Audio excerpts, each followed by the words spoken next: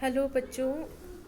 कुछ बच्चों ने आई थिंक ज़ेबा परवीन ने मुझे कहा था कि मैम वर्कशीट नंबर 16 आप दोबारा से समझा दीजिए। तो वर्कशीट नंबर 16 तक इसका मतलब मैं थोड़ा सा इस चैप्टर का कंटिन्यू से स्टार्ट करती हूँ जिससे आप लोगों को क्लियर हो सके। ठीक है बच्चे, तो परमाणु द्रव्यमान से स्टार्ट करते हैं। अभी तक तो आप इतना तो जान ही गए होंगे कि जितने भी तत्व हमारे आसपास हैं सभी की सबसे छोटी इकाई परमाणु है ना। और यही परमाणु मिलकर अणु का निर्माण करते हैं, यौगिक का निर्माण करते हैं। तो परमाणु अगर है तो उसका द्रव्यमान भी होगा। किसी परमाणु के द्रव्यमान को परमाणु द्रव्यमान कहा जाता है। तो परमाणु द्रव्यमान क्या होता है सबको पता चल गया। किसी भी परमाणु के द्रव्यमान को परमाणु द्रव्यमान कहते हैं। किसी परमाणु के द्रव्यमान को किससे मापा जाता है? अब हम हैं तो हम द्रव्यमान मापने की कई सारी इकाइयाँ होती हैं जैसे कि किलोग्राम्स, ग्राम्स, लीटर। लेकिन परमाणु के द्रव्यमान को मापने की इकाई को एमयू कहा जाता है। एमयू, ठीक है। और इसे लिखने के लिए हम क्या यूज़ करते हैं? Small you. एक यू यानी कि एक यू किसके बराबर होता है? अब उस एक यू की मैं तुलना कैसे करूं? जैसे कि हम बताते हैं कि 1 दर्जन केले ले आओ बेटा, तो आपको पता है कि 1 दर्जन है, दैट्स मीन 1 दर्जन में 12 आइटम होंगे। अगर मैडम कह रही है 1 दर्जन पेंसिल्स ले आओ तो 12 पेंसिल्स 1 दर्जन कहलाएंगी, है ना बच्चा। और अगर कहते हैं कि 1 किलोग्राम्स ले आओ तो हम कहते हैं जिसके अंदर 1000 ग्राम होंगे तो 1 किलोग्राम बनेगा। तो इसी तरीके से 1 यू किसके बराबर होगा? इसके लिए हमने क्या करा, कार्बन को लिया, कार्बन 12 के समस्थानिक के परमाणु को हमने लिया कि कार्बन का जो परमाणु है उसके 12वें भाग को 1 यू कहा जाता है। ठीक है, कार्बन के अगर मैं 12 टुकड़े कर दूं तो उसका जो 12वां हिस्सा होगा वो 1 यू होगा। इसका मतलब टोटल कार्बन के कितने हिस्से करे थे मैंने? 12। ठीक है बेटे, तो यानी कि कार्बन का अपना द्रव्यमान कितना हो गया? 12 यू। और ठीक, क्योंकि उसकी एक टुकड़ा 1 यू के बराबर है तो उसके 12 टुकड़े करे गए तो 12 यू के बराबर हो गया उसका अपना द्रव्यमान। ध्यान से समझिए फिर से, कार्बन का एक परमाणु है, उसके मैंने 12 टुकड़े कर दिए। ठीक है, कार्बन का एक परमाणु है, मैंने उसके 12 टुकड़े कर दिए हैं और एक टुकड़ा जो है वो 1 यू के बराबर है। इसका मतलब क्या हुआ कि टोटल कितने टुकड़े थे? 12। तो टोटल द्रव्यमान कितना हो गया? 12 यू। किसका 12 यू द्रव्यमान है? कार्बन का। ठीक है, ये आपको समझाने के लिए कि 1 यू कितने के बराबर होता है। इसका मतलब 1 यू कार्बन के 1/12वें भाग के बराबर होता है। कुछ तत्व हैं हमारे जिनके परमाणु द्रव्यमान दे रखे हैं, ये आपको याद करने हैं। ठीक है, जैसे कि हाइड्रोजन। अच्छा, इससे पहले हमने जो कुछ तत्वों की परमाणु संख्या आपने देखी होंगी, है ना बच्चा। हाइड्रोजन की 1, हीलियम की 2, लिथियम की 3, कार्बन की 4, बेरियम की 5, कार्बन की 6 और इसकी नाइट्रोजन की 7, ऑक्सीजन की 8, नियॉन की 9 करके इस तरीके से पूरी सीरीज़ है। या आपके बुक्स में चैप्टर में होगा, या आप उसे नोट डाउन कर लीजिएगा, क्योंकि केमिस्ट्री में हर तत्व का प्रतीक बहुत इंपॉर्टेंट होता है। उसकी परमाणु संख्या सभी बच्चों को आनी चाहिए, परमाणु द्रव्यमान अधिकतर सब बच्चों को पता होना चाहिए, रासायनिक सूत्र, ये चीज़ें आप लोगों को टिप्स पे याद होनी चाहिए।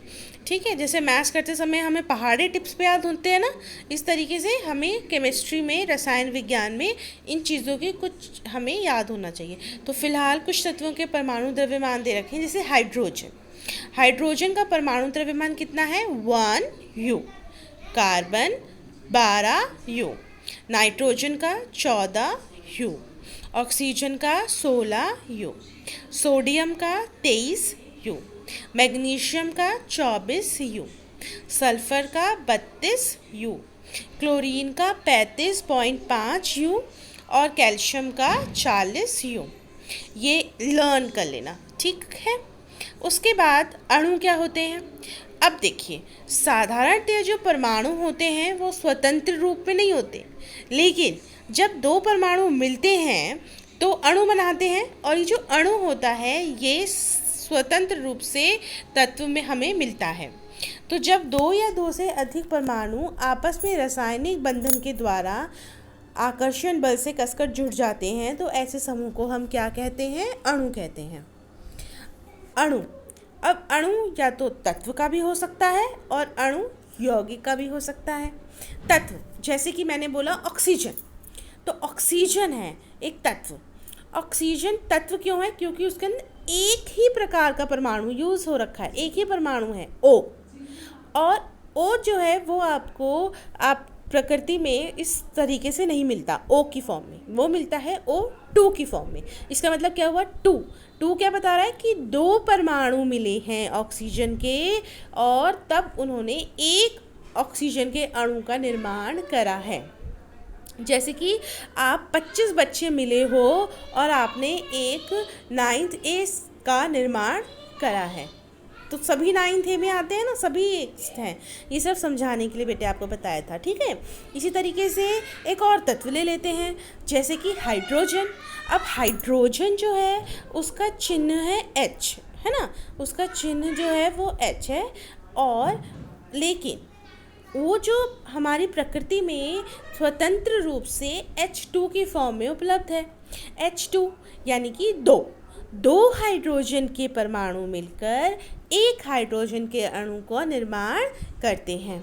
ओजोन के बारे में आपने पढ़ा है। ओजोन होता है ऑक्सीजन का ही ये एक अणु होता है, लेकिन इसके अंदर 3 परमाणु मिलते हैं ऑक्सीजन के, और तब एक अणु का निर्माण वो करते हैं। अब यौगिक पे आते हैं। यौगिक हमने ले लिया, जैसे कि जल का फॉर्मूला कौन बताएगा, सबको पता होगा, H2O, है ना। H2O एक अणु है, सबसे छोटी इकाई है जल की, अणु है। तो जो अणु है, क्योंकि स्वतंत्र रूप से अणु मिलता है इसलिए हम उसे अणु कहेंगे। तो इसके अंदर हम देख रहे हैं कि 2 टाइप के परमाणु इसके अंदर लगे हैं, एक हाइड्रोजन का लगा है, एक ऑक्सीजन का लगा है।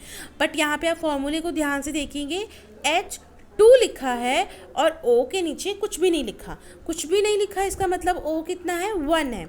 इसका मतलब हाइड्रोजन के 2 परमाणु हैं, ऑक्सीजन का 1 परमाणु है, टोटल 3 परमाणु हैं। ये 3 परमाणु मिलकर जल का निर्माण करते हैं, जल के एक अणु का निर्माण करते हैं। दूसरे यौगिक को देखेंगे हम लोग, कार्बन डाइऑक्साइड यानी कि CO2। यहाँ पर भी 2 टाइप के परमाणु मिले हुए हैं, कार्बन और ऑक्सीजन।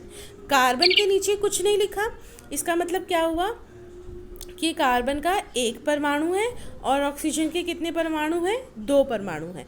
तो जब ये 2 परमाणु ऑक्सीजन के और 1 परमाणु कार्बन का मिलता है तो ये बनाते हैं कार्बन डाइऑक्साइड का एक अणु।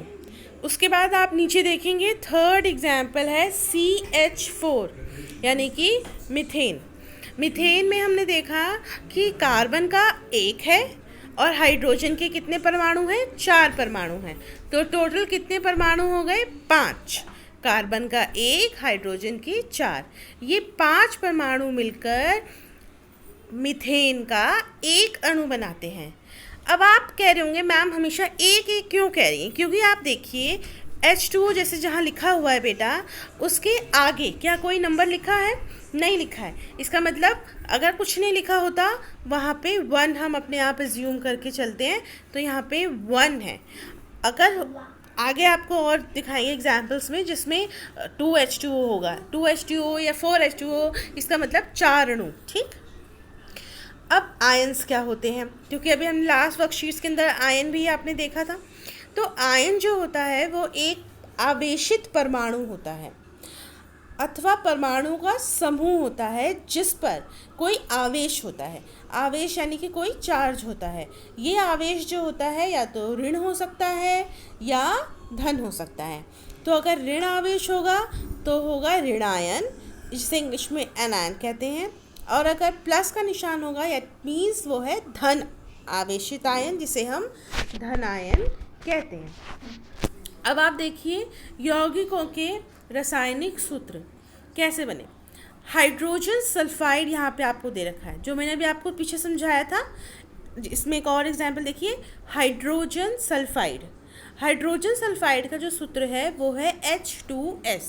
दैट्स मीन हाइड्रोजन के 2 परमाणु मिलकर और सल्फर का 1 परमाणु इसके अंदर मिला है। अब जल देखिए, जल का एक अणु H2O, हाइड्रोजन के 2 परमाणु मिले हैं, ऑक्सीजन का 1 परमाणु मिला है, और ये हमारा जल के एक अणु का निर्माण करता है जिसे हम कहते हैं H2O। कुछ यौगिकों के रासायनिक सूत्र दे रखे हैं, इन्हें आप भी कॉपी में नोट डाउन कर लीजिएगा। नाम से ही हम पता लगा लेते हैं कि इसके अंदर कौन सा परमाणु डला हुआ है। जैसे कि कैल्शियम ऑक्साइड, कैल्शियम यानी कि इसके अंदर कैल्शियम होगा, ऑक्साइड यानी कि इसके अंदर ऑक्सीजन भी होगी। तो इसका सूत्र क्या है, CaO। Ca मतलब कैल्शियम, O मतलब ऑक्सीजन। दूसरा देखिए सोडियम क्लोराइड।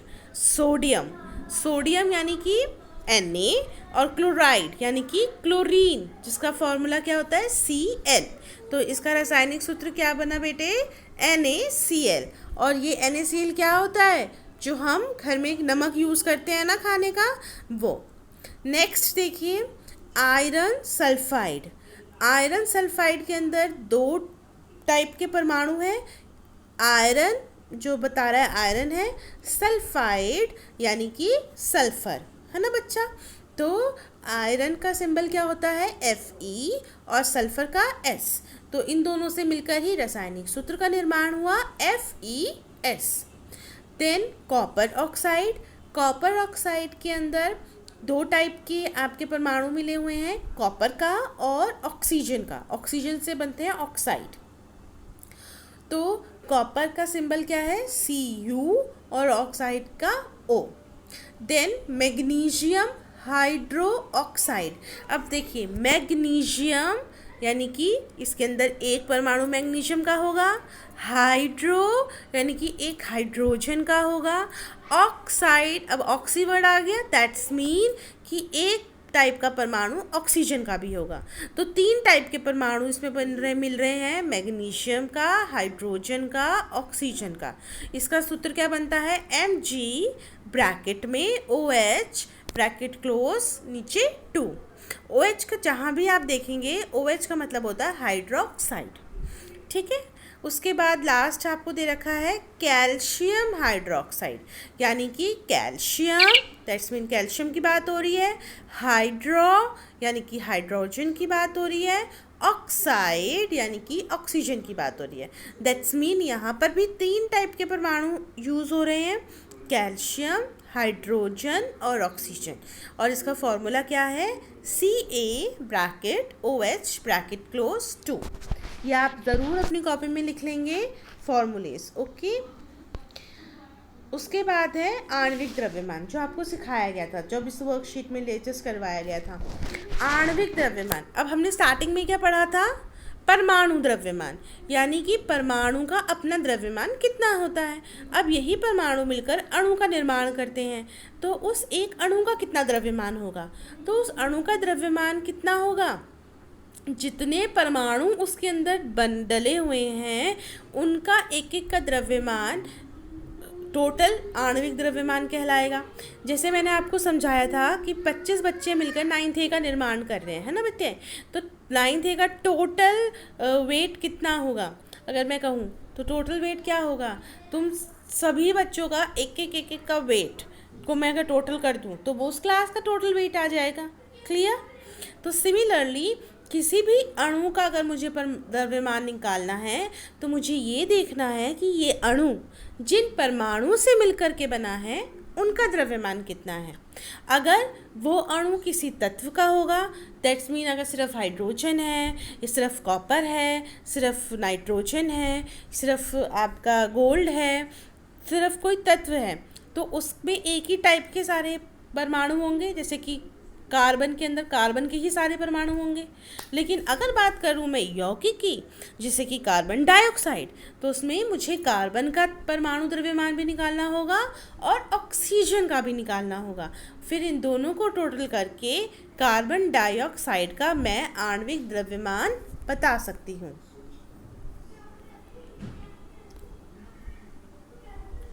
ठीक है, और ये उनके आणविक द्रव्यमान निकालने के तरीके, जैसे कि यहाँ पे देखते हैं, ये अभी मैं आपको बताती हूँ।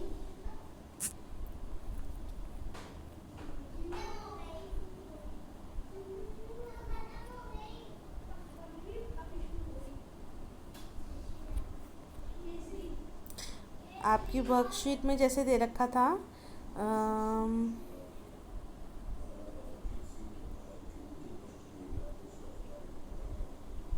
हाँ जी, यहाँ पे देखिए सब बच्चे, जैसे यहाँ पे देखो CO2, तो C का परमाणु द्रव्यमान प्लस ऑक्सीजन का परमाणु द्रव्यमान, तो C का परमाणु द्रव्यमान सबको पता है 12 होता है और O का परमाणु द्रव्यमान कितना होता है 16 होता है। लेकिन बात ध्यान देने वाली कौन सी है कि जो O है वो 2 है, यानी कि 2 बार है, 2 टाइम्स।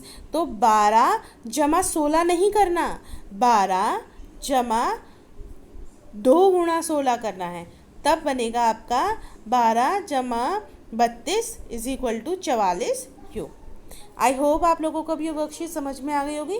फिर भी कुछ समझ में नहीं आ रहा तो बेटा मोस्ट वेलकम, आप लोग मुझसे पूछ सकते हैं।